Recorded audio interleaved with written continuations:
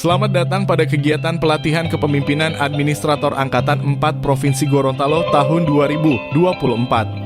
Pada kesempatan ini kami akan memfasilitasi kegiatan pembelajaran pada agenda 1 dalam pelatihan kepemimpinan administrator, yakni kepemimpinan Pancasila dan nasionalisme.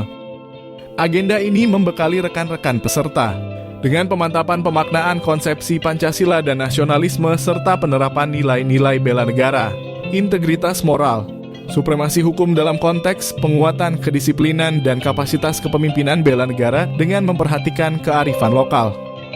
Sehingga peserta memiliki kemampuan untuk mengaktualisasikannya dalam jabatan dengan mengelola kinerja organisasi sebagai bagian dari upaya bela negara.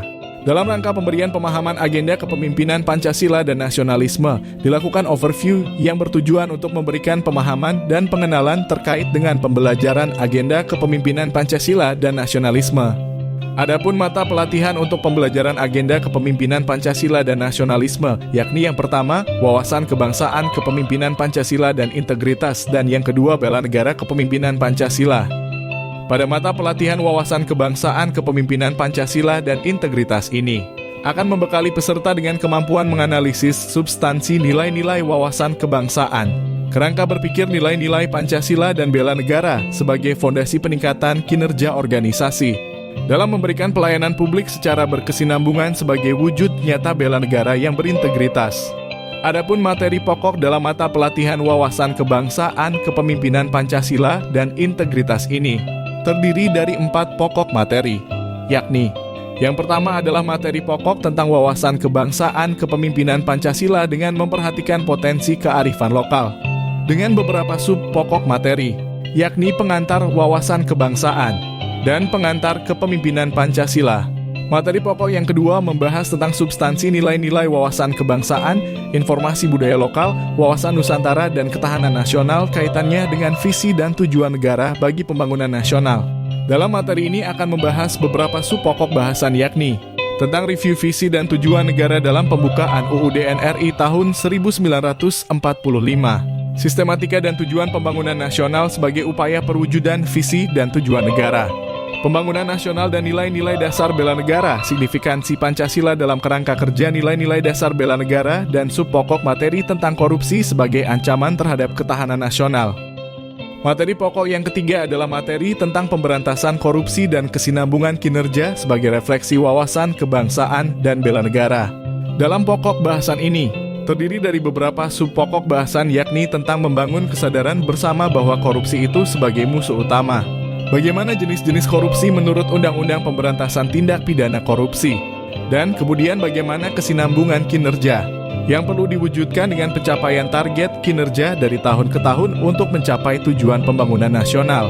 Dan materi pokok yang keempat adalah tentang inventarisasi solusi kreatif dan kekinian dalam kerangka kerja nilai-nilai Pancasila dan bela negara dalam mengantisipasi hambatan pemberantasan korupsi dan kesinambungan kinerja organisasi sebagai wujud kewaspadaan nasional. Dalam materi ini dibahas 2 sub pokok materi, yakni tentang penyegaran konsep kewaspadaan nasional dan bagaimana strategi pemberantasan korupsi. Sebagai pedoman dasar, Pancasila tempatnya berada paling atas dalam hierarki perundang-undangan, yakni sebagai Grundnorm atau norma dasar. Setiap warga negara, dalam hal ini seorang pemimpin, wajib mengetahui, menghayati, dan mengamalkan nilai-nilai Pancasila dalam kehidupan sehari-harinya. Pancasila sebagai sistem etika. Dengan meletakkan sila-sila Pancasila sebagai sistem etika berarti menempatkan Pancasila sebagai sumber moral dan inspirasi bagi penentu sikap, tindakan, dan keputusan yang diambil setiap warga negara. Dalam sila ketuhanan Yang Maha Esa, terdapat penekanan bahwa seorang pemimpin sudah seharusnya memiliki keimanan serta kepercayaan kepada Tuhan Yang Maha Esa dan menjalani kehidupan dengan mengamalkan ajaran agama dan kepercayaannya masing-masing. Kepemimpinan yang didasarkan pada ketuhanan Yang Maha Esa memiliki respek terhadap toleransi antarumat beragama dalam menganut dan menjalankan kepercayaannya masing-masing. Pada sila kemanusiaan yang adil dan beradab terdapat sikap peduli terhadap sesama manusia. Bersikap adil dapat dicerminkan dengan tidak membeda-bedakan satu sama lain dan menjunjung kesetaraan hak dan kewajiban. Pemimpin yang adil dan beradab juga tentu akan mengedepankan penegakan hukum dan norma-norma dalam setiap aspek kehidupan berbangsa dan bernegara. Dalam sila ketiga yaitu Persatuan Indonesia terdapat sikap yang menjunjung tinggi nasionalisme untuk mempersatukan bangsa Indonesia.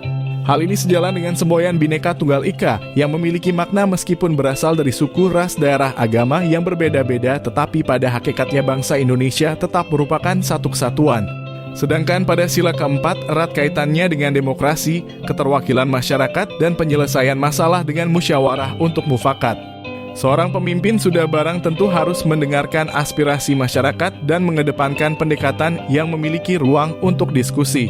Sedangkan pada sila kelima keadilan sosial bagi seluruh rakyat Indonesia, menegaskan bahwa seluruh rakyat Indonesia berhak mendapatkan perlakuan yang adil dalam semua aspek kehidupan sosial, ekonomi, budaya, agama, dan lain sebagainya. Seorang pemimpin harus bisa membuat kebijakan yang memberikan keadilan bagi semua golongan, memberikan manfaat bagi kepentingan bersama dan bukan hanya untuk segelintir orang saja. Peranan pemimpin sebagai sosok individu sentral dalam suatu organisasi, terutama dalam instansi pemerintah yang digerakkan oleh aparatur sipil negara, sangat penting untuk menularkan sifat integritas. Seorang pemimpin harus menjadi teladan dan pionir bagi orang-orang di sekitarnya dalam meningkatkan kesadaran akan bahaya korupsi serta berperilaku berintegritas yang sesuai dengan nilai-nilai dasar bela negara. Belajar dari integritas seorang Bung Hatta. Jujur, sederhana, dan teguh memegang prinsip, begitulah kepribadian Muhammad Hatta, Wakil Presiden pertama Indonesia. Kesederhanaan Bung Hatta dapat dirujuk untuk mewujudkan generasi anti korupsi, diantaranya sikap berhati-hati dalam mempergunakan fasilitas negara untuk kepentingan pribadi atau keluarga. Pada konteks ideal, segenap praktik dan keseharian organisasi menjadi sarana riil pewarisan teladan dan geladi kepemimpinan personil organisasi.